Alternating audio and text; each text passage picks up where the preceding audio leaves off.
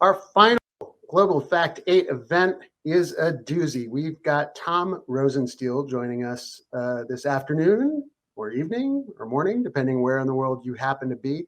I'm Mark Stencel. I'm co-director of the Reporters Lab at Duke University. It's my pleasure to introduce Tom, who is a journalism professor at the University of Maryland, a fellow at the Associated Press Nork Center for Public Affairs Research at the University of Chicago, an organization you're going to hear a lot about in this last hour. Tom is also an author. He is co-author of the absolutely essential Elements of Journalism, which is just out in its 4th edition, one of the best books on our profession that there is. He's also a novelist, writes political thrillers, has another one coming out in November. So he actually knows the difference between fact and fiction, which is kind of helpful for what we do. Until recently, Tom was the executive director at the American Press Institute.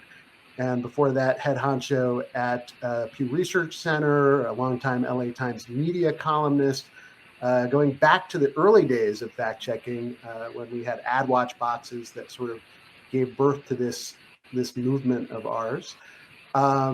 So what's the topic here? We are going to talk about the Brontosaurus in the room. Fact-checking, as Bill Adair would say, keeps on growing. The numbers are staggering. We got more than 100 signatories for the International Fact-Checking Network. Our database at Duke, the Duke Reporters Lab database, has 349 active fact-checking projects around the world in more than 100 countries and in nearly 70 languages. So we're doing great, right? Except there's a lot of people, as we heard in the last panel with Angie Holland and company, there's also a missing element here. There is a large segment of the population all around the world who also just doesn't trust us, doesn't trust our work. Tom, when he was at API last April, the API team and the AP Nork team teamed up on some research on audience trust. It's a very Americentric research piece, but it is grounded in some psychological research that has strong foundation all around the world. And we wanted Tom to talk about this research about trust in journalism in general and how it applies to fact-checking. And so I'm going to let you take it away, Tom, and then we're going to talk about this a bit more after Tom gets us grounded in this research. Great. Let's go to the slides. So we can go to the next slide. The debate over trust is stuck. We, as journalists, and you heard it in the last session, say we're just doing our job. And we assume that the public understands that mission. Next slide. But critics in America see political bias in what we do. People of color often see cultural and racial bias. People on the left in the United States see an economic and class bias. As we just heard in the last session, autocratic leaders usually try and classify us as the opposition party. And we don't understand this. We're mystified. It's like we're talking past each other. Next slide. Could the problem be more fundamental? This is what we wanted to find out with the research. What if the skeptics doubt what we define as our job in the first place? That would help explain why we tend to dismiss the charge that we're biased and people don't believe us. Next slide. So we did this research, and you can look at the whole study at this bit.ly. Next slide. And as Mark mentioned, we teamed with the University of Chicago, AP Nork, where I'm now a senior fellow as well. The research identified 5 core values of journalism and assessed whether the public is supportive of this or skeptical of it. And we were basing this research, as Mark indicated, on something called moral foundational theory, which has been widely tested around the world. So we think that this has a lot of application internationally. Next slide. So what we tested was 5 journalistic ideas. And we didn't say to people, these are journalism ideas. We just tested, do you agree with this concept? and on a scale, you do it where you sort of offer the concept and the antithesis of the concept. So the 5 concepts were that the powerful in society should be watched, that society is better if things are out in the open, that the more facts people have, the better, that it's good to amplify the voices of the less powerful in a society, and that it's a good way for society to solve problems is to spotlight what those problems are. These are not the only, next slide. These are not the only core values of journalism, but they are clearly widely shared. They're stuff that we've tested in the past with survey research. I know from the elements of journalism being out for 20 years, these are shared around the world. You know, these are close, very close to the essence of fact-checking. Next slide. And then we tested how people felt about these ideas. Do they have reservations about them? How important do they feel they are? And what else do we know about the moral and political values of the people who, based on their answers? Next slide. Here's what we found. Only one of those 5 journalism values are supported by a majority of adult Americans.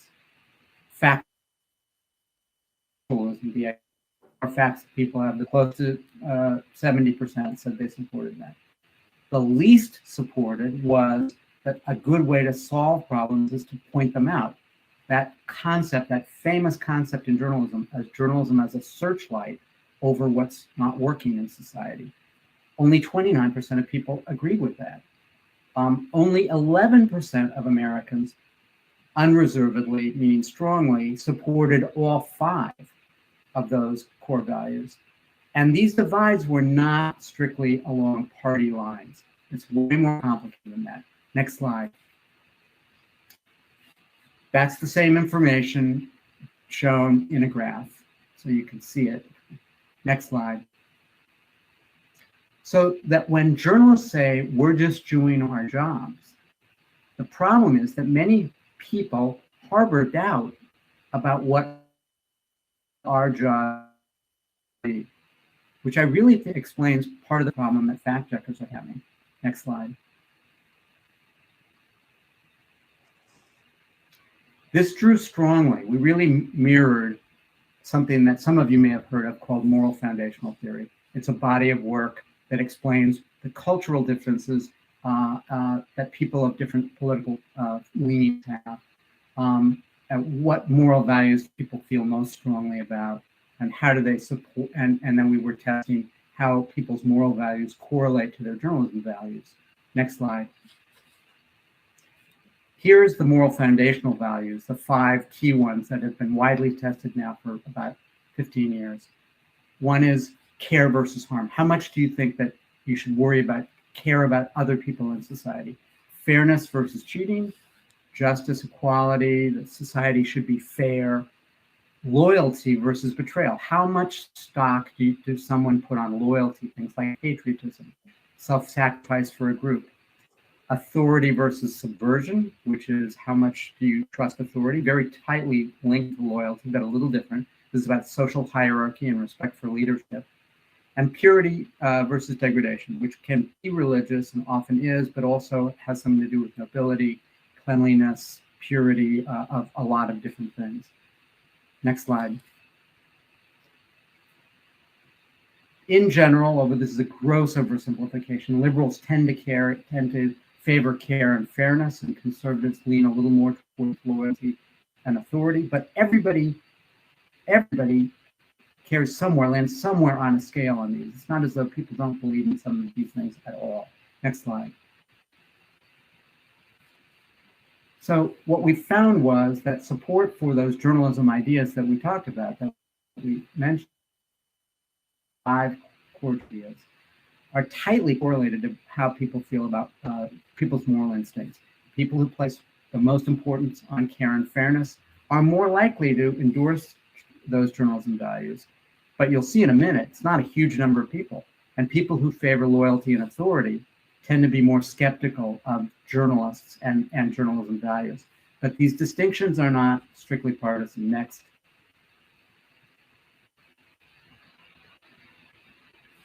This is what I just said, shown graphically. We can skip over this quickly. Same here, conservatives. Okay, so if you looked at the data, we could break people down into 4 core groups. Next slide.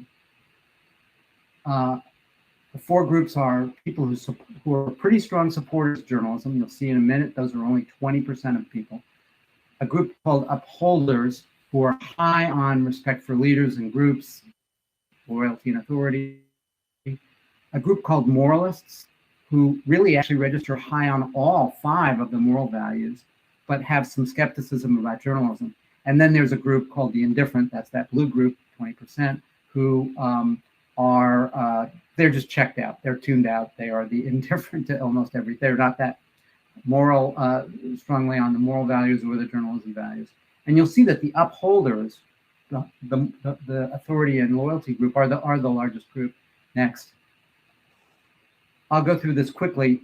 This just shows you the journalism supporters. That's 20% of American adults who are really in our corner, who get us, who are deeply sympathetic to what we're doing. It's not a huge group. Next. Oops, I think we might have skipped over. Go back one more. This is the Upholders. This is the group that's and you'll see here, it's only half Republican. It's not that conservative. It's more of a political mix than you might think. Next group. The Moralists. This is the most socially diverse. It's the most racially diverse. It's the most politically diverse. And there's a lot of skepticism about what we do. And then the last group who we can skip through pretty quickly, the Indifferent. Next slide. These are folks who are pretty checked out. They are not news. They don't follow the news. They are into their own thing. They're gaming or something. I don't know what they're doing, but they're not paying attention to us or too much to morality. Next.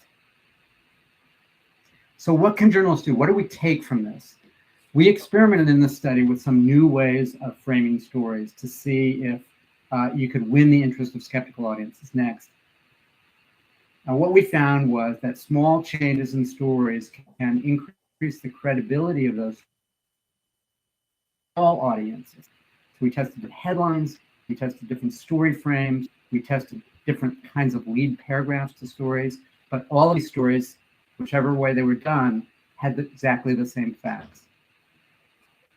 Next, sorry. And in most cases, the revisions increased the appeal of these stories to all audiences, not just the skeptical ones. So you didn't degrade the appeal of the stories when you expanded the framing of them or changed the headlines. Next. So we tested the pollution story. This is just illustrating what I just said. To make it anticipate this loyal and authority group, to frame the story in a way that would appeal to them more. Next. And everybody liked it. So what does this mean for fact checking? Next slide. That moral values matter. Fact checkers and all journalists should recognize that our news values are not universal. Only a small percentage of people are really in our corner, and there are changes that we can make that can change the appeal of our stories. Next. I think that, we saw in the data, most people say they want more facts. They're skeptical of us being a watchdog and a social critic. Fact-checking's reported conclusions, as Bill Adair calls them, put us squarely into a role that people are skeptical of, even more so than maybe other journalists. And we need to be conscious of of what people's reservations are, because they are not just political. They're not just ideological. They're genuine. They're sincere reservations on their parts. Next. So what do we do now? Next. Here are some suggestions. And Mark, you want to? Should I stop talking and jump to conversation at this point? Well, why don't you walk us through the solutions, and then we'll talk about some examples. But I may have a question or two before we really jump into the question. So this ain't just me. These are things that Mark and I talked about together. So one thing that I think this research suggests is that we should, as fact checkers, regularly explain, particularly the claims that cannot be so simply checked, either because they're opinions, they're matters of dispute, there's a lot of nuance to them. That opens up the fact checking, I think. The second key idea here is anticipate skeptics. Don't dismiss them as people who don't understand us, or are ignorant or stupid, or are fact resistant, fact hesitant, anti-fact. They may have much more reasonable skepticism about what we do than we might think. They're not journalists. They don't live in our tribe. They are, if they, imagine that, they're supporters of a particular political leader for a reason that is sincere and genuine to them. It's not cynical. And they don't want that person attacked, or they see what we do as attack. The third idea is try issue-centric fact-checking. For those of you who've heard me talk in the past, you know what I mean by this. This is the idea that if we make our fact-checking about what's right on an issue and not just entirely focused on a political actor, is this person a liar? Is this a lie? But what's the truth? What do I need to know about vaccines? Or what do I need to know about water quality? Or tell me about global warming, in a way that is aimed at the audience and not just at the political actor. I think that opens up fact-checking in ways that really reinforce what we've learned in this research. And then the last point is recognize the tension between nuance and clarity. And what we know is, that meters, PolitiFact's meter, the Pinocchios at the Washington Post, those things break through the clutter. People see them and they understand them and they remember them. But they are also more off-putting to skeptics. So how do we navigate between the clarity of breaking through and the nuance of recognizing that not all facts are black and white? So Tom, let me ask you a little bit about part of what you talked about here, and it may lead into one of our first audience questions too that's related. But you described this process of reframing elements of the story itself as a way to win over trust among that 4/5 of the American public that is somewhat resistant to what we do in journalism. And if that's the case, what kind of changes are you really talking about? Are you talking about things that journalists might think of now as being examples of false balance or both siderism, trying to win over an audience that is skeptical of us, or is it something different? Yeah, it's a good question. I think it's not so much a matter of giving equal weight to both sides of sources in a story, as much as it is anticipating who the audience is that is going to consume the fact check or the story. There's an old idea, it goes back from Jackie Benishinsky, who was a writing professor at Missouri, called the stakeholder wheel, where you would identify who are all the stakeholders who might read or be affected by the story or consume a piece of content. What are they bringing to it? What are the questions that they would ask about this event? Wasn't thought of in the context of fact checking, but it really opens up who are you empathizing with when you're trying to tell this story. The stakeholder wheel is relevant here. In the tests we did, there was one story where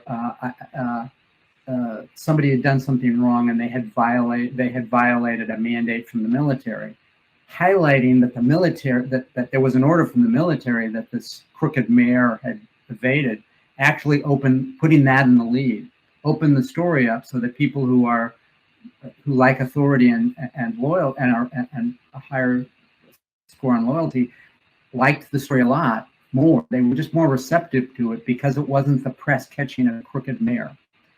It was more complex than that. So I really think this is more about empathizing and anticipating the audience, not about balance or being, being fair to both sides in a story. When we're fact checking, the guy might just be a liar, and it's our responsibility in the news business is to be fair to the facts, not fair to the sources. Someone's going to tweet that, Tom.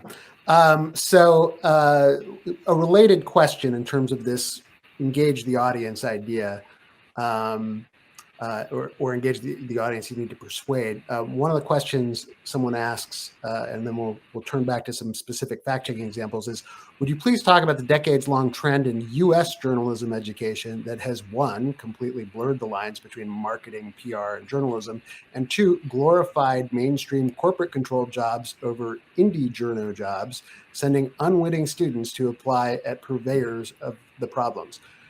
Tom, since now we're both journalism faculty, I guess we're also purveyors of the problem, but your take. Yeah. I mean, yes, what part of this is a market problem. I think Pew, my old shop, has researched that there are now something like people who work in PR outnumber the number of journalists in America by some number like 6 to 1 or 10 to 1. I don't remember what the current stat is, but we're badly outnumbered now, and what's going on in journalism education reflects that, right? We're supplying the market. I think what we have to do in journalism education, which I've been in for exactly 9 weeks, is teach ethical storytelling.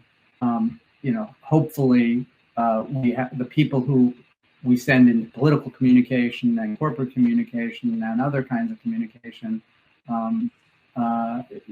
feel the same responsibilities to facts that we hope journalists are, and that they're not in the propaganda business. If our journalism schools and our schools of communication become propaganda schools, then we've become another form of platform that are eroding the respect for facts and institutions. So let's ask our IFCN pointer friends if we could go back to the slides. What we'd like to do is look at a couple of very specific fact checks. And next slide, please. Before we make this point, I mean, this is sort of where we wanted to finish, right? Right, but I'll just say it. Go ahead, Mark. No, you go ahead. This is the kind of our coda point that Mark and I put together. Fact checking is more important than ever, and also more vulnerable. It's the point that Mark started with. There are more factors all over the world. The movement is stronger. I mean, the level of dynamism that you see in the presentations, is striking, and yet, we're less trusted than ever. The bigger we get, the more people don't like us. The last point on this slide reminds me of something that was said in the last session, which is, I think it's incumbent on us to innovate. Not only will that make what we do new and interesting, it'll also, I think, increase our motivation, because this can be pretty dispiriting, right? We're running, feels like we're running uphill with slingshots against modern armies. So we need to innovate to keep our own interest going and motivate ourselves, but also I think we will discover new ways to be believed. All right. Well, thanks for underscoring all that. Next slide, please. All right. So this is a Washington Post fact check. We're going to look at fact checks from a couple of different places real quick. And so in this case, this is a Washington Post fact check from our friend Glenn Kessler. Next slide, please. And he is looking at some remarks recently in this U.S. debate about the Biden administration's major budget proposal that is dominating what we're doing now, and what if we go to the next slide for a second. Those are the claims that they were looking at. As as Glenn wrote in this fact check, he said, one superlative that should be retired is references to the unprecedented nature of the possibility that the U.S. government could default on its debts and lead to all kinds of economic calamity. But what's interesting is this is one of those fact checks where there's not really a conclusion. This is not one where Pinocchios were awarded. Next slide, please. And, we know that Glenn does not have a problem awarding Pinocchios in multitudes. But this particular fact check is Pinocchio-less. And in some ways, maybe it's a good example of one of the solutions you listed, which was to sort of focus on fact checks that may either be not checkable because they're a matter of opinion, or not checkable because all the info is not in. So why, Tom, is that a significant thing? There are fact checkers, obviously, like Glenn and many others around the world who do this occasionally. Why is it important to do this more routinely than we do now? To show, I think, folks that we realize that not everything's black and white. That we are, that we are more than, that we are there. If we think of the police, what it says on our police cars in America is to protect and serve. Okay, well, so that's they're there to help us, right? They say, but we think of them as people who just punish us, who arrest us. We get cold clammy hands if we see a cop because we think we're in trouble. So, to take it back to fact checkers, to demonstrate to folks, we're trying to figure out what's true here, not just handing out speeding tickets or making arrests. So I'm not suggesting that, we abandon all the Pinocchios, but not everything is black and white. And the more that we can demonstrate that, and more that we can demonstrate that we are there to help people navigate and find out what's true, I think the more it opens up that posture that we're here from the fact checking department and we're here to help. Okay, next slide, please. This is also an example. Before we get off of this, I would note that Glenn, in the About section of the Washington Post fact-checking page, has this Vending verdict pending, language that they sometimes refer to. What was kind of interesting to me about this particular fact check that we looked at a second ago is that it didn't necessarily spell out the fact that they weren't awarding or not awarding Pinocchios in here, and that calling attention to it, as they typically do, is a great way of underscoring the point you just made. So next slide, please. Yeah, I would have to say, Mark, I think verdict pending, even the term verdict is maybe unhelpful in the context that we've been talking about. What makes verdict challenging for that other 4/5 again? That we're a jury, that we are rendering judgments. We're not there for the, we're there whether someone's guilty or not. It's just language from the legal system that I think is a holdover from when we assumed more support than now exists. Well, isn't that what we do in fact checking? I mean, we're saying true, false. Somewhere in the middle. Well, yeah, when it's true and false, but sometimes it's not that simple.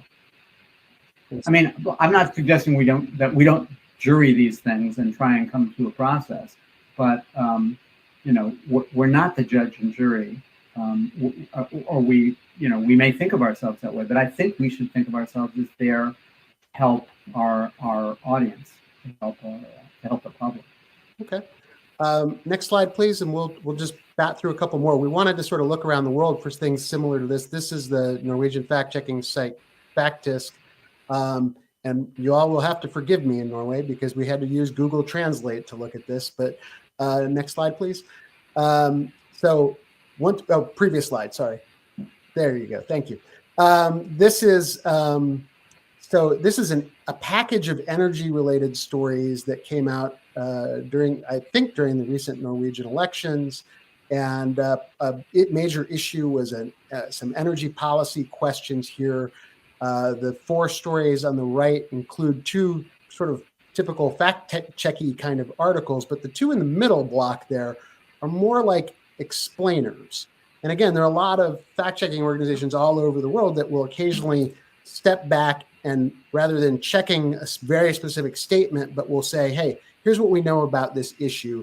That sounded to me, and this looks to me like what you mean by issue-centric fact-checking, the subject you talked about when you last gave a keynote for us in Spain. What is the significance of issue-centric fact-checking? Why would that help us with trust in that untrusting audience? Yeah, I really like this example because it's saying there are many misconceptions about electricity prices, and here's a number of them. It shows that the organization has done a number of things here. It's not just one claim. It kind of puts them in the posture of we're trying to clarify things for folks. We know from research that's been done in the United States, at least, that people like it when the other guy is fact-checked. The guy they don't like is fact-checked. The politician that they don't like is fact-checked. And they hate it when their person is fact-checked. In this kind of a setting, this isn't about the political actor. This is about what's true and what's not about electricity pricing. And regardless of so I come to this potentially with an open mind. Do I have misconceptions? And I'm not starting in a defensive or offensive posture as the consumer of this. Let's take a look at one more example here. Next slide, please. This is a headline and blurb from a recent homepage from Teyit, one of the Turkish fact-checking operations. And if we go to the next slide, we've Google translated that too, and I'm sure it's destroyed. Oh no, previous slide, please. I'm sure it's mangled Turkish in a way that Atakan and Baybars will be really mad at us for. But anyways, this is the best we could do. But this was an interesting article that Teyit did where they wrote about how they select trustworthy scientists in their science-related fact checks, and what did they mean by trusted scientists? How did they define that?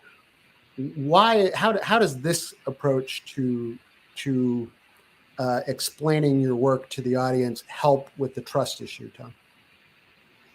Yeah, well, Angie brought this up in the last session about how when we get, sometimes people like it when we're transparent, if we come out where they like it, and then they use that transparency against us when they don't like it. I think that the advantage here is, lack of trust is usually happens 2 ways. It happens because people are not actually interested in the truth, and they just sort of want to react to what's useful to them. That's certainly what politicians typically do. And the other is that people assume bad motives about us. They think that we're just, that we really are partisans, that they don't believe the idea that we could possibly be independent, and that we don't care, and that we do care where the chips fall. So this kind of thing, it's not a statement about, all of our ethics. It's a pretty specific thing. How do we decide who's a trustworthy scientist?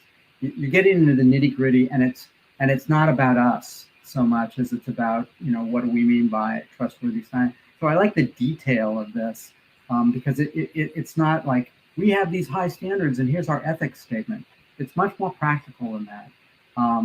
And it's specific enough that I can say, well, I'm impressed or I'm not impressed by that.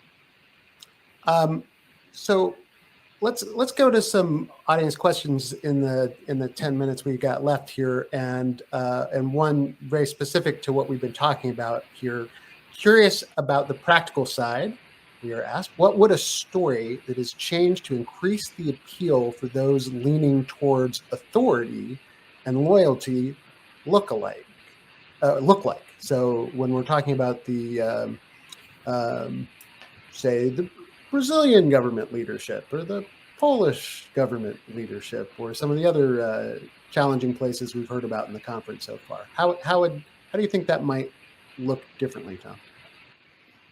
Well, so I can certainly think of it in context that where I've seen it in the United States. You know, we'll do a story about how the police are going about fighting crime. Some folks say, wait a second, why are you helping the criminal? Why are you sharing police techniques? Isn't that going to help the bad guys? I've seen that same kind of reaction when we cover national security. When people I live in Washington, D.C., people in government, in the State Department, in the CIA, in the national security community worry a lot that reporting is going to reveal sources and methods and help our political, our enemies in other countries. So it's being mindful of that. It doesn't mean pulling punches, but it might mean acknowledging those concerns in the way you write the story, or even acknowledging them directly. Another thing that I know happens in the United States is we, as journalists, think, well, I don't need to explain why I did the story. It's self-evident. I caught this bad guy doing something. What we know from trust research is people don't understand why we do certain stories in the first place. So even explaining why this matters, why we chose this fact check, why we examine this. We're not just, we're not just grabbing stuff to embarrass this person over and over and over. There's a reason that we chose this. We take that for granted. We think much that we do is self-evident. And I think the bottom line of this research is not only is what we do not self-evident to people, but even the role that we play is not always self-evident, or they worry about it. They know what we're doing, but they have reservations. Yeah, I see that. I see why the powerful must be monitored. But also, don't you get in the way of their doing their job? Not everything can be public, can it? Those are reasonable concerns from reasonable people. Another question here, and this is one that has come up many times in the conference so far and in discussions with fact checkers over the past years. And it clearly points at other aspects of the trust issue here. How do you think the fact-checking industry's growing association with tech platforms like Facebook has affected the way the public views what we do? Yeah, it's a great question. I think, we need to be very careful. There's a growing, group of people around the world who are offended by the arrogance and the naivete and the cynicism of the platforms. Not only are they too big, but they're predatory, et cetera, et cetera, et cetera. We heard in the last session, and I've heard throughout the conference, how difficult they are to deal with, how they're amplifying, despite their rhetoric, amplifying misinformation. The problem is that their behavior now, 15 years into their lives, is to guard their bottom line, like most corporations would, and everything else is secondary to that. And that is, and so our association with them, is tarnished by that. Is tarnished by their reputation. At the same time, we need to be complicit with them to the degree that if they jettison us from the platforms, then people are not going to see fact checks. So they are our true frenemies. Well said. Another question here. I often hear that fact checking is not really needed as a different genre because it should be part of regular journalism. How can that be answered? And I'm really curious about that in terms of whether you think fact checking embedded in a regular news story is helpful or not, and if that's a better approach or if these are complementary approaches. Yeah, well, that's complicated, of course, because many fact-checking operations have a whole process, a juried process, a system that they want to be able to point to. On one level, fact-checking is an unfortunate name because it suggests that there isn't fact-checking in all the other kinds of journalism. But at the same time, it makes very clear what it is we do, and the name has stuck. And so it's obviously got some value. I don't think I have a perfect answer here, but I think that it would be good to assimilate fact-checking into other stories. One of the problems in the early days of fact-checking is it existed so far outside the rest of the news organization that the news organization had amnesia. Something would be fact-checked on one side, and then that lie would be repeated in news stories over and over again. That was a problem. So I guess my recommendation would be a compromise in which we do assimilate fact-checking into our regular journalism, but note that this work was done by the fact-checking unit, and the fact-checking unit has this process, and it wasn't just one reporter writing the word baseless and link back to the fact check so that there's a depth there and it's a meaningful reference. Because you could risk undermining all the depth of fact checking if it just becomes another phrase in a story. That is a big concern of mine, because every time I hear a news anchor or see in a headline or something references to the big lie here in the United States, which is a term people are using to talk about the alleged and totally unproven claims about election irregularities in 2020.